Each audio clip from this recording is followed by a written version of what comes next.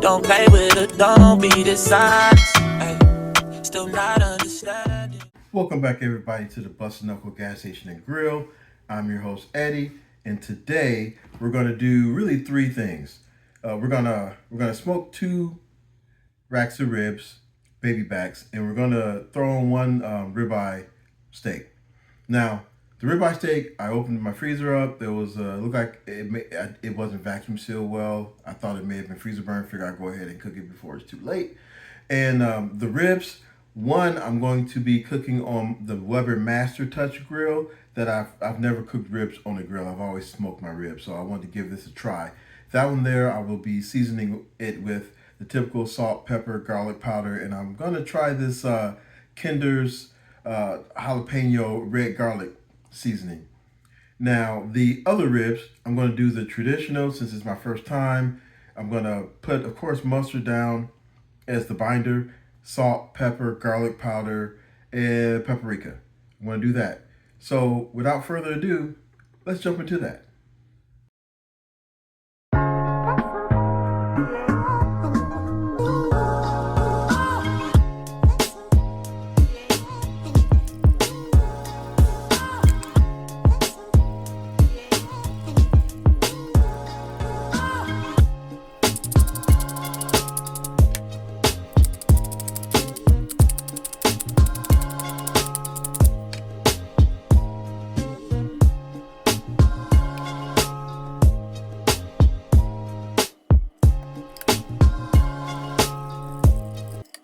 Thanks for meeting me out here at the gas station grill. So what we're going to do now is fire up the Chargriller 980 and the Master Touch Weber kettle grill. And I'm going to use the rest of this Fogo premium lump coal. It says it's the wood that makes it taste so good. This was left over after we finished demolishing my brother-in-law in Phoenix in that last competition. Now, I am getting kind of nervous because my brother-in-law in Chicago, Jay Soul, is taking quite a while. I feel like he's going to pull a Kendrick on me, but we'll see what happens then. So, with that being said, let's get at this.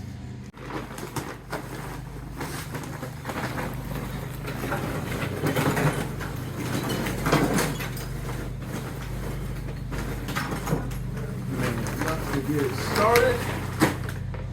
We're going to be cooking with some applewood this go round, and I want to put the applewood in kind of early so that the smoke from the applewood soaks into the meat. If I put it later in the cook, the meat is only going to absorb so much smoke. So let's get to it. 1, 2, 3.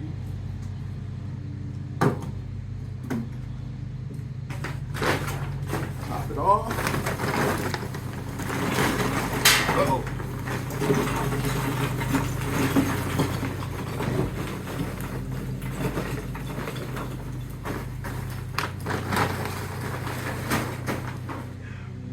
Strays in there. More stray.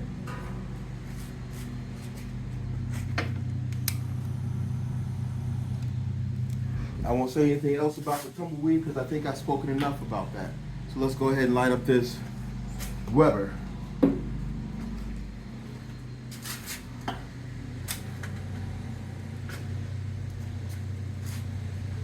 All right, while this is heating up, I want to talk about a few upgrades that we put here in the gas station. So as we pan around, you see these fans that I installed.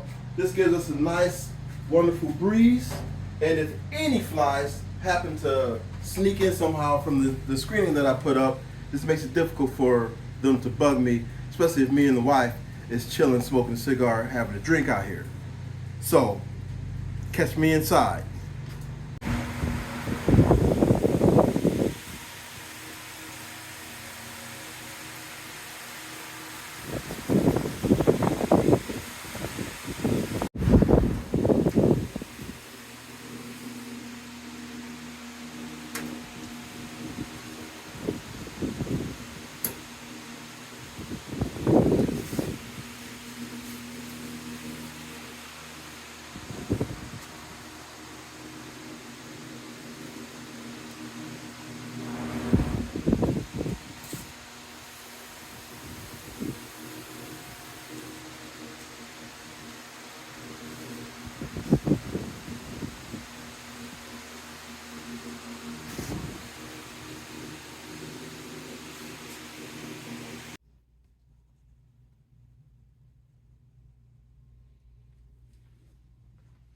Welcome back, everybody. So now it's all done.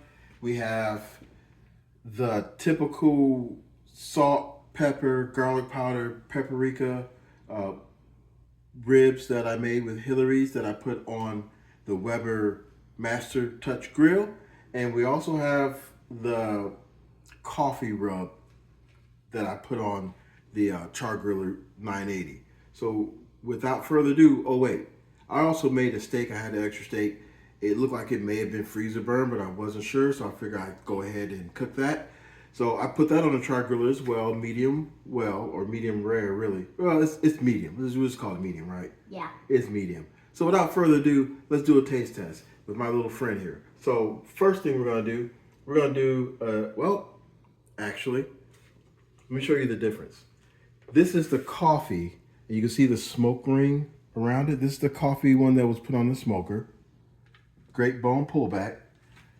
And this is the typical regular one with Hillary's that was barbecued on the kettle grill. And there's not really much bone pullback, and there's not a smoke ring because, well, there wasn't smoke. So without further ado, let's go ahead and get this a test. So let's test out the coffee one, okay? Okay. Is that coffee? No. What? All right, here you go.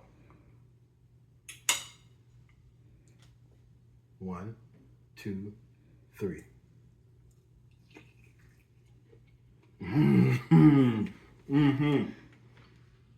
Really good. Very flavorful. I was gonna take another bite, but let's get this video going. All right, and let's do the traditional one that was not smoked. 1, 2, 3.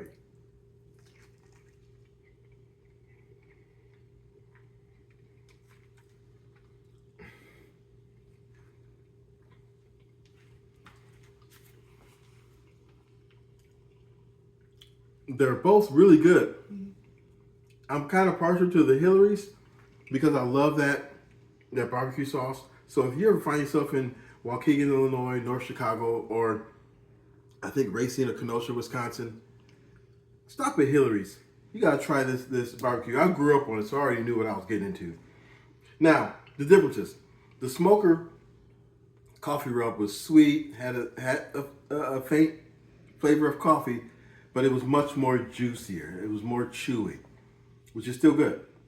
The one on the kettle grill, since I wrapped them both in butcher paper, it was juicy as well, but not as juicy. Didn't take as much chewing. So which one would you go with? Like the Hillary's. I would take the Hillary's as well, but I would probably, they're both good. And we'll just leave it at that, right? Yeah. Cool. Until next time, meet me at the gas station, at the grill, the smoker, or the Blackstone. Yeah, one last thing. So when you're watching my videos and you're seeing the beef that I'm cooking, grilling, whether it's burgers or steaks or what have you, all of my beef came from one cow. So I have a large family, and we buy one whole cow a year, and we get that one cow from Hankins Farm. Great prices, great family, great meat.